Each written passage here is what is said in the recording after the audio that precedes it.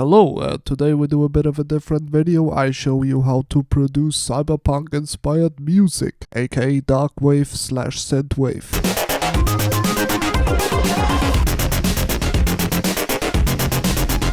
Yeah, so we got an intro with 2 synthesizers.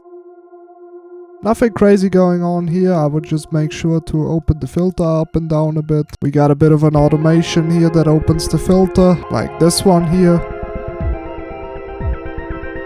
But other than that, just go for big pads and probably have some synthesizer that can achieve a sound like a retro sound. I used a lot of Arturio stuff, but you can also use Ableton wavetable or whatever other stock synthesizer you might have. Vital is a cool option too. Yeah, so here we have Vital. It's a free synthesizer. You can make it a lot of voices.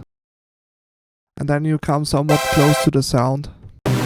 You can also blend another oscillator in it, make it also multi-voice. I like to add my filter here. It is more convenient for me. Yeah, that should already help for some cool intros. If you want to get a bit freaky, you can put an LFO on the filter.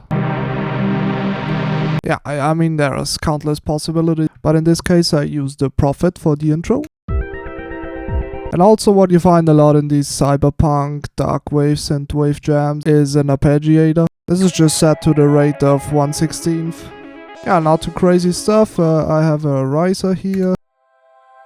And I just use the fade.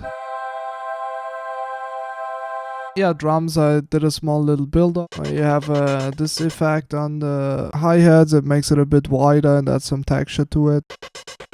Yeah, but the intro stuff is pretty basic. I'll play it real quick.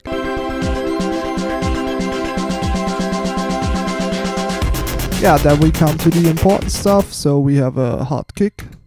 And we have this typical synthwave pattern. I went for a very rough digital sounding kit and digitally distorted. For the bass I used 2 Prophets, I think it says here. Are they Prophets? Yeah. They are this is the MS-20, and I layered these 2 sounds together. They make a pretty good bass. Yeah, so here we have a small little trick. There is also a filter opening up, and it's just turned on in this small little part here. You can see the filter is turned on only in this little bar. The most important thing in this type of genre, especially with the bass and kick drum, is heavy sidechaining. You can also go crazier with ring mod stuff and whatever. But in this case I was pretty happy with the sound from the regular compressor. And you just select the kick as your trigger for the sidechain, and then you have this sound. Already a pretty good place to start, but we need a little more spice.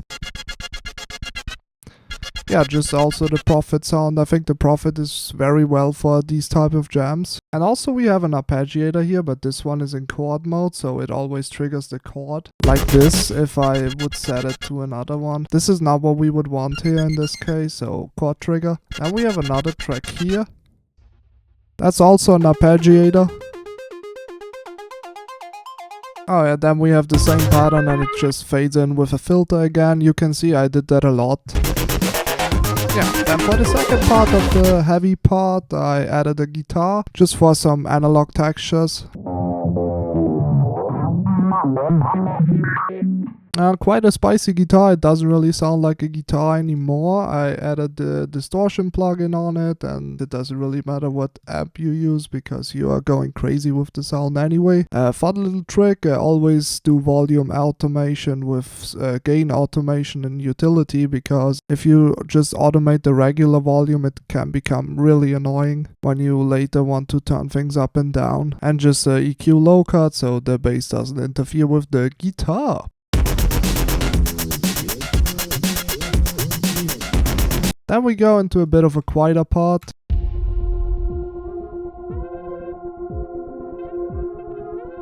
Just having similar chords on spacey synthesizer and with some reverb and stuff. I won't explain this too much in detail because I think it's pretty much straightforward. And then we have an outro melody.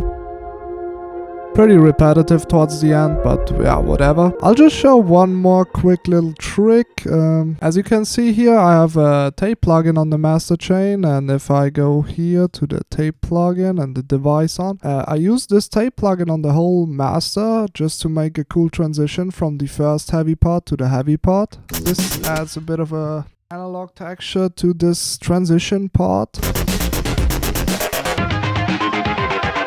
I think this turned out quite cool. I should have used it more often maybe, but yeah, whatever. Yeah, just another little side note that I have in my mind. I think in this part we are quite loud. So here we are at like -7, and typically the genre is pretty loud. If you would use a clipper on the drum group, especially kick drum or the bass group or some other places, maybe just subtly, you would probably gain another 1 to 2 dBs of headroom and you can make it louder because typically this genre is pretty loud. Yeah, this is just a small little process of this little track I made. I hope it's helpful. Feel free to subscribe. I have other cool resources in the description concerning music production. Also my personal music, that would be really cool. Yeah.